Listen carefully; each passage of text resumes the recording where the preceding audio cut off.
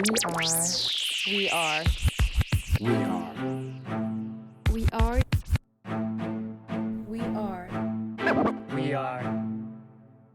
Lofi Poli Sci. Welcome everyone to the Lofi Poli Sci podcast. I'm your host, Michael Pickering. That's right. Lo-Fi's and low fidelity, low quality, in your face, messy as can be global news show.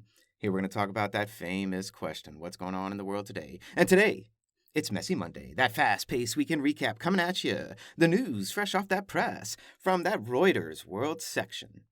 3-child policy. China lifts cap on births in major policy shift. Oh, that's right. China, a country trying to control population growth that originally had a 1-child policy per family. But then 5 years ago, switched to a 2-child policy per family. And now, the country is going all the way to a 3-child policy per family. This is all because birth rates and the gender gap itself in the country were going in the wrong direction, or at least a direction the Chinese government didn't like very much. I mean, this is super interesting, people, for so many reasons. But because it's rare that we see a country's government take such an active role in trying to control the population growth in a country. We'll be keeping an eye out just to see how this affects things moving forward. Next up, source, the Africa section of BBC. Nigeria's school abduction. Gunmen kidnap students in Niger State. It's far too often we have to talk about school kids being kidnapped in Nigeria, held for ransom, for profit, by different criminal organizations. And the BBC article reports that this is perhaps the 6th incident of school kidnapping since December. And this time, the number is estimated to be somewhere between 150 to 200 kids. We'll let you know more as soon as we do, Lofi Nation. And now, moving forward, because we never move on from anything. Source, NPR's Middle East section. Unlikely Israeli political coalition, poised to oust Netanyahu. This is big news, people. We've been talking about the possibility for change within the Israeli government for quite some time. And if the opposition to the prime minister were able to come together. And now, it seems like that may very well be happening. You see, Netanyahu has been prime minister of Israel for the past 12 years, which is an extremely long time for any head executive in a democracy. Though some parliamentary systems do allow for such long tenures, as long as you have electoral support. For instance, Angela Merkel in Germany has been chancellor for over 15 years. But this new opposition to Netanyahu is unique. You see, it's a coalition, but a true unity coalition. And what does this mean exactly, you may ask? It means that the political parties that are included in this coalition are from the right, from the center, and the left.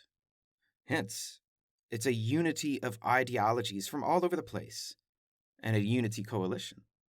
And there are some reports on the possible deal being worked out between these parties to make it happen, but we're going to wait for an official announcement, as the deadline to form a new government is Wednesday. So we don't have that long to wait. And our following story comes from that world of the Associated Press. Syria's Assad wins a 4th term in a predictable landslide. Now what do we have here? The results of the Syrian presidential election that took place during a civil war. And what were the exact results, you may be wondering? With voter turnout in Syria at 78%, and let me just say, wow, Assad wins with 95.1% of the vote. I mean, come on, you gotta be kidding me. Don't dictators know that if you want the election to even look remotely legitimate, you can't be fixing the numbers to win in the 90 percentiles. You just can't do it. Oh, Lo-Fi Nation, you go ahead and write in on this one. Why have this vote? Why have this election if you're going to win at 95%? Does it even mean anything? I'm curious your thoughts. And a last piece of news to send you on your way for the week. NPR's Policy-ish section. And yes, that's a thing. After 50 years, U.S. opens the door to more cannabis crops for scientists. And whoa, what are we talking about here? Scientists? Weed? The government? Growing more for research? Yep, that's exactly what we're talking about. You see, scientists, especially those doing federally funded research, can only do research on marijuana that comes from one place, University of Mississippi. Go figure. And by that I mean, how random. But now the federal government is increasing the number of places weed can be grown, and can be used by the scientific community for additional research on the properties of the plant. And sciencey folk out there, you know we here at Lofi Poli Sci always support your work.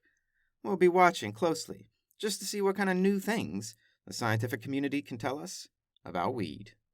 And that's a brief snapshot of what's going on in the world today. Issue 6 of Letters of the Lofi Poli Sci comes out Saturday. Get at me to be added to the emailing list. And do you have top 10 list ideas? Send them on in. Do you have good news to share? Share it with us. Always remember that Lofi Poli Sci is more than just me. It's the we that we be.